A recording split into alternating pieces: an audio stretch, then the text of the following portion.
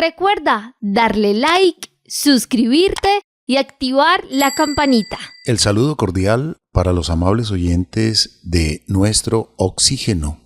Nuestro tema de hoy será la salud sexual.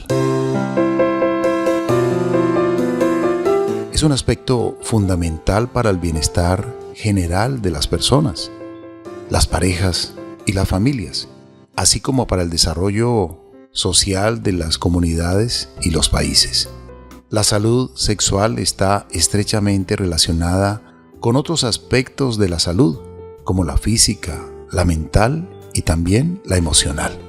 Mantener una buena salud sexual significa estar informado, ser cuidadoso, prudente, respetuoso consigo mismo y con los demás. A través de la educación sexual puedes aprender sobre los riesgos asociados con el sexo, como las infecciones de transmisión sexual, el embarazo no deseado, y cuanto más informado estés, mejor preparado estás para tomar decisiones saludables. Bienvenidos entonces a este tema. Hoy tenemos a el doctor Alejandro Fernández, urólogo y sexólogo, quien nos estará reflexionando y orientando sobre este importante tema. Nuestro Oxígeno con Carlos Ramírez. Saludamos y damos la cordial bienvenida a Juliet. Muchísimas gracias, Carlos Alberto. Un cordial saludo para usted, para todos nuestros amigos y oyentes del programa Nuestro Oxígeno, por siempre estar conectados con nosotros. El día de hoy me alegra presentarles a un gran especialista en el tema de la salud sexual, como bien lo acaba de decir Carlos Alberto, y también de la paternidad responsable. Él es el doctor Alejandro Fernández, urólogo y sexólogo adscrito a Comeva Medicina Prepagada. Con su amplia experiencia y conocimientos en el campo, el doctor Fernández hoy nos acompaña para reflexionar, aprender y hablar sobre este tema tan interesante. Así que a nuestro invitado Alejandro Fernández le damos un cordial saludo y bienvenido a nuestro programa. Juliet, Carlos Alberto, muchas gracias por la invitación. Es muy importante todo lo que mencionaron ustedes. El aspecto más importante de todos es la educación y el respeto. Y ojalá que podamos hablar un buen rato sobre estos temas de salud sexual. Pues doctor, muchas gracias por aceptar la invitación para reflexionar sobre este tema tan importante, porque siempre se habla de otras cosas y a veces no de la salud sexual, ni tampoco de la paternidad responsable, como bien lo decía Juliet, que es un tema que usted maneja muy bien por ser un especialista de la salud, y en especial pues lo que tiene que ver con la maternidad, la paternidad y también la salud sexual. Doctor, pero siempre en este programa nos interesa conocer un poquitico de nuestro invitado. Usted tiene el nombre de un gran artista mexicano, Alejandro Fernández, hijo de Vicente Fernández, que canta pues muy bonito. Usted tiene el mismo nombre. Cuéntenos dónde nació y en qué momento decide estudiar medicina y también irse hacia la parte de la sexualidad, de la urología. Pues te cuento, yo soy urólogo bogotano rolo, hijo de boyacense y caldense. En algún momento durante la vida, los papás de uno siempre han querido que uno sea médico, en las épocas anteriores. Médico, cura o abogado. Y yo terminé médico. Y tuve desde muy pequeño la inclinación, obviamente, debí tener en esos momentos de niño una gran influencia de mis padres, y fui médico de la Universidad Nacional de Colombia, con mucho orgullo, graduado hace muchísimos años, en el año 86. Luego trabajé durante unos 3-4 años y comencé a interesarme en una especialidad que me parecía que era muy buena para mí en mi ejercicio, y es la urología, porque la urología le permite a uno ver niños, ver adultos, ver mujeres, ver hombres, le permite a uno tener interrelación todo el tiempo con todo tipo de población. Y uno va a ver enfermedades, desde enfermedades renales simples hasta enfermedades renales tumorales. Entonces le permite a uno ser un urólogo clínico y le permite ser a uno un urólogo quirúrgico.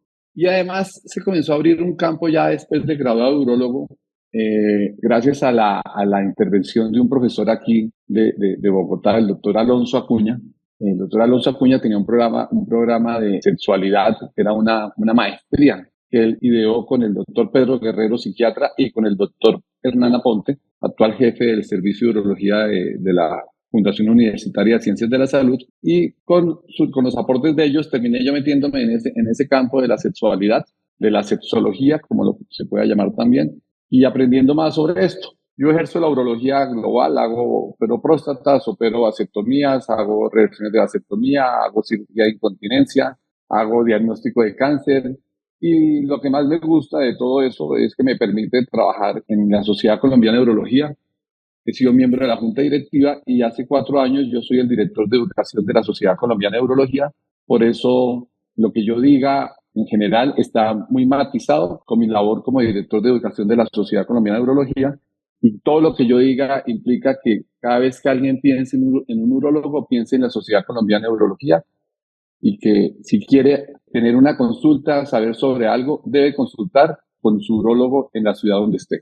Doctor Alejandro Fernández, la salud sexual es algo que debemos cuidar cada uno de nosotros en lo personal, en lo independiente, y también ir al médico, dependiendo la edad que tengas, para revisarte, digamos, tu salud sexual, tu próstata, por ejemplo, en el caso de los hombres. Pero muchas veces a los hombres, digamos, no nos gusta ese examen, y me he dado cuenta de personas que murieron, por ejemplo, de cáncer de próstata porque nunca fueron a un chequeo. ¿Qué le dice usted a las personas sobre la salud preventiva de la próstata, por ejemplo, en el caso de los hombres? Hay varias cosas. Uno, todo el mundo debe tener una consulta de urología en los diferentes momentos de su vida, tanto hombres como mujeres. Una consulta de urología preventiva. La más importante de todo este grupo en el aspecto urológico es la prevención en cáncer de próstata. 10 de junio fue el día mundial para recordarle a la gente que existe la enfermedad que se llama cáncer de próstata. Hicimos una gran campaña por medios, redes sociales, la Sociedad Colombiana de Urología se movió muchísimo, fuimos a casi todos los medios que pudimos. La idea es que los hombres mayores a 50 años deben tener su primera consulta para prevenir y hablar del tema de próstata.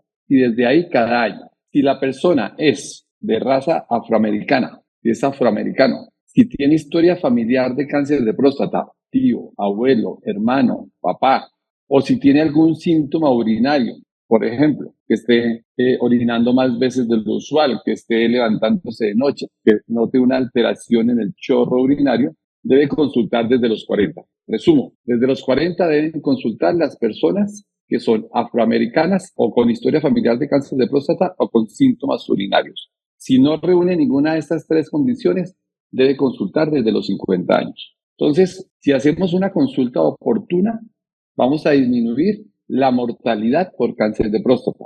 Aclaro, disminuir la mortalidad por cáncer de próstata quiere decir que vamos a hacer diagnóstico temprano de personas que están con un cáncer de próstata para poderlo tratar antes.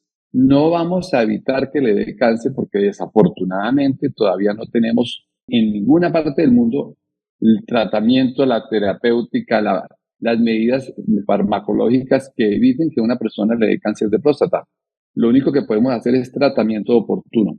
¿Por qué tratamiento oportuno? Porque si se deja avanzar, la enfermedad es una enfermedad como cualquier cáncer, pero esta particularmente es desgastante desde el punto de vista emocional, desgastante desde el punto de vista físico y muy desgastante desde el punto de vista económico. Entonces, tiene un gran impacto en la vida personal y familiar de las personas cuando el cáncer, cualquier cáncer se detecta tardíamente y va a llevar a todas estas tragedias que pueden darse. Esa es la razón por la cual invitamos a que la gente consulte en su momento para hacer un diagnóstico oportuno y temprano del cáncer de próstata.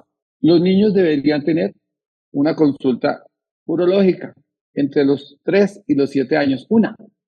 Los adolescentes deberían tener una consulta urológica entre los 12, 13 años hasta los 17. Y los hombres adultos entre los 25 y los 40 deben tener una consulta. Y se pueden diagnosticar enfermedades y sobre todo se puede dar consejería. En los niños, consejería a los padres. En los adolescentes, consejería a los padres y a los adolescentes. Y en los adultos de 25 a 40, consejería sobre una gran cantidad de cosas, enfermedades de los genitales, enfermedades prevenibles por historias familiares que nos puedan contar y muchas cosas alrededor del tema de la sexualidad. Queremos ser responsables con toda la información que les entregamos. Con mensajes positivos hacemos la diferencia. Nuestro oxígeno, la otra radio. Escucha nuestros programas en formato podcast en nuestro portal www.caliradio.co. Doctor Alejandro Fernández, por otro lado, también hay un tema muy interesante en el cual usted es experto y es sobre la paternidad responsable. Se dice que en Colombia cada año unos 50.000 hombres deciden hacerse este procedimiento de vasectomía, que es un método anticonceptivo que garantiza casi el 100% de efectividad. Sin embargo, se dice que no es inmediato y que los hombres deben usar otros métodos durante esos primeros 3 meses y hacerse un necesario control médico para verificar si este procedimiento ha sido exitoso. Quisiera preguntarle, porque a pesar de ello, solo el 40% de los pacientes se dice que acuden a estos controles con su médico. Entonces, hablemos acerca de este tema, de sus investigaciones y de la labor que usted realiza en esta área. Bueno, entonces tú dijiste varias cosas que son chéveres. Una, hablaste de paternidad responsable. Entonces, paternidad responsable, todavía ahí seguimos siendo genéricos, se refiere a lo que hacen los padres para que sus hijos sean felices desde todo punto de vista. Entonces están pendientes de su desarrollo moral, de su desarrollo intelectual y de toda la parte espiritual y el desarrollo general de sus hijos. Entonces, eso es ser un padre responsable. Entonces, unos padres responsables, padre y madre, si dicen somos responsables, entonces nosotros debemos decidir cuántos hijos podemos tener. Uno puede querer tener muchos, pero ¿cuántos podemos tener? Dándole paternidad responsable. La OMS habló de los derechos sexuales y reproductivos hace ya más de 30 años. Colombia, con la Constitución del 91, se adhirió a la Carta de Derechos Sexuales y Reproductivos de la Organización Mundial de la Salud. Fue un salto muy importante, o sea, la gente no entiende lo importante que fue eso, porque ese fue el momento en que Colombia dijo, vea, yo voy a estar pendiente de la educación sexual de mi población, yo voy a estar pendiente de la paternidad responsable de mi población, yo voy a luchar contra la violencia intrafamiliar, yo voy a luchar contra la violencia de género. Eso es un hito. O sea, cuando la Constitución del 91 se adhiere a la declaración de la OMS, marca un hito. Y luego cuando en el 2010 se vuelve ley y dice, tenemos que ser responsables y tenemos que darle a la gente el derecho y el deber de decidir cuántos hijos va a tener. Entonces, primero es una cuestión de ley. Es una cosa muy importante. Como se hizo una cuestión de ley, permitió que durante todos estos años comenzaran a crecer los programas de planificación. Entonces, ¿quién es el líder en programas de planificación en Colombia? Profamilia. Alrededor de los 80s entra Profamilia a Colombia de la mano del doctor Trías, una institución que se va en contra del pensamiento de la época y dice, voy a ofrecer programas de planificación familiar en Colombia. Entonces, saca la píldora anticonceptiva. Eso fue en los 70. La iglesia inmediatamente excomulga a los directivos de Profamilia. Entonces, voy a sacar la píldora anticonceptiva, saco la píldora anticonceptiva, luego comienzo a hablar de educación sexual, hago consulta sexual, le hablo a las mujeres del dispositivo y hablo de ligaduras de trompas. Eso era su momento. Luego entonces, cuando ya comienza todo el mundo a evolucionar, no solamente Colombia, el mundo, porque el mundo estaba colgado, comienzan a ofrecer además los programas de planificación masculina.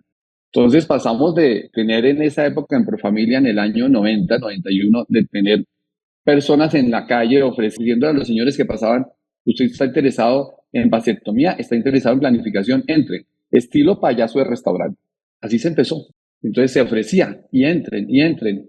Y comenzó a crecer, despertó interés, comienza a moverse y empieza a moverse en el global de la población. Entonces ya comienza en las universidades a hablarse, en los colegios ya se hablaba de educación sexual. A mí en mi colegio me acuerdo que me graparon las páginas donde se hablaba de planificación, ¿no? Ese libro de comportamiento y salud, donde están esas páginas, me la graparon, no los podíamos leer. Lo leíamos, lo desgrapábamos, lo leíamos y lo volvíamos a grapar.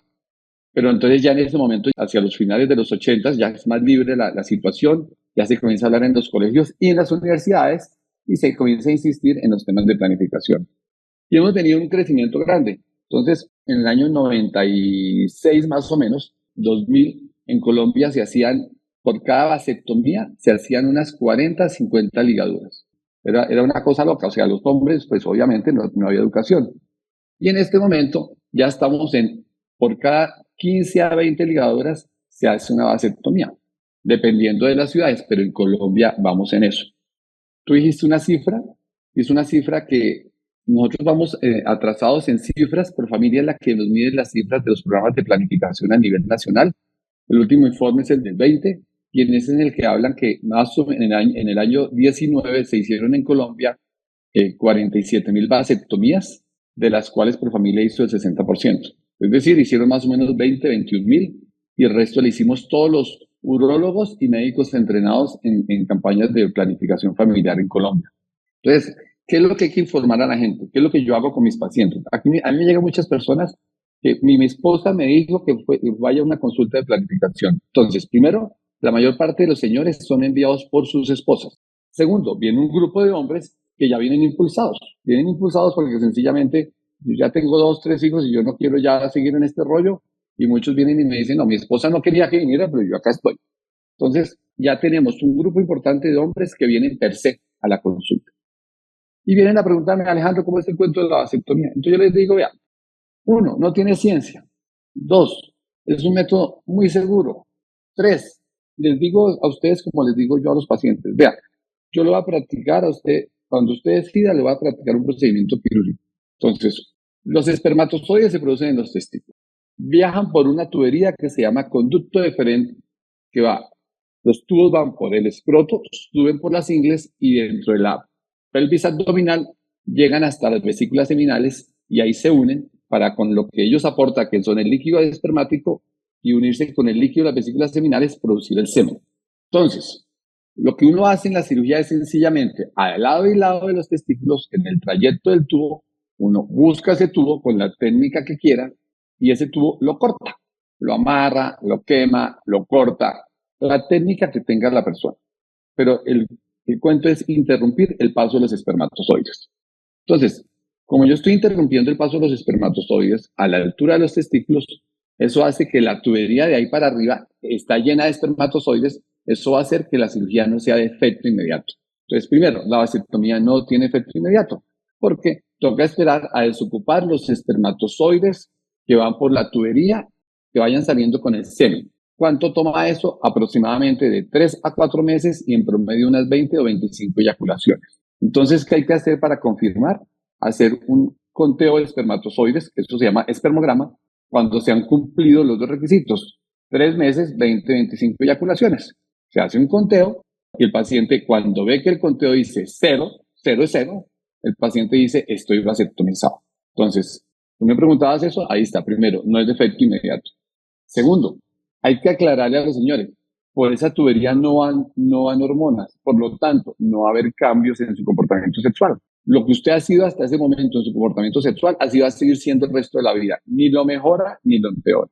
Y tercero, los espermatozoides en el volumen global del semen representan el 0.1, 0.2% del volumen. Es decir, el volumen del semen viene de las vesículas seminales. Entonces los hombres van a seguir eyaculando más del 99% del volumen del semen. Es decir, no hay ningún cambio en el volumen del semen. Normalmente un hombre eyacula entre 3 y 5 mililitros. Hay señores de 7, de 10, y hay señores de 1 mililitro, pero lo usual es de 3 a 7 mililitros. Entonces, estos señores no van a notar ningún cambio en su volumen. El volumen está asociado al orgasmo, entonces el orgasmo no va a cambiar. Y así les digo yo a mis pacientes, sumando y restando, la vasectomía no tiene ninguna implicación del punto de vista sexual. Implica un acto quirúrgico con los riesgos propios de cualquier acto quirúrgico.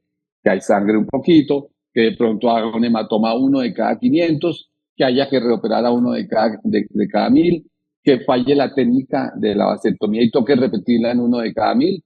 Esa es la otra razón por la que hay que hacer el espermograma o el conteo espermático, porque hay que tener certeza de que la cirugía ya está lista o de que funcionó, porque puede haber fallas de la técnica, porque errar en humano es. Entonces, esa es la historia que uno le tiene que contar. Es un procedimiento muy, muy seguro. Hay una angustia a la gente que siempre pregunta, ¿puede fallar? Entonces, la primera respuesta es la vasectomía puede fallar. Y después de que uno hizo la vasectomía y de que el conteo salió en 0, existen casos reportados de que los tubos se volvieron a unir. Son muy pocos en la historia, pero existen. Se cree que de uno de cada 2.000 o 20.000 vasectomizados los tubos por obra y gracia van a terminar unidos nuevamente y de alguna forma se va a permitir el paso de espermatozoides de un lado a otro. Pero si ustedes piensan, uno de cada 2.000 a 20.000 operados, son cifras ínfimas frente a los beneficios. La ligadura de trompas tiene una tasa de falla ligeramente mayor y las píldoras anticonceptivas y el condón tienen una tasa de falla muchísimo mayor frente a la ligadura de trompas y a la vasectomía.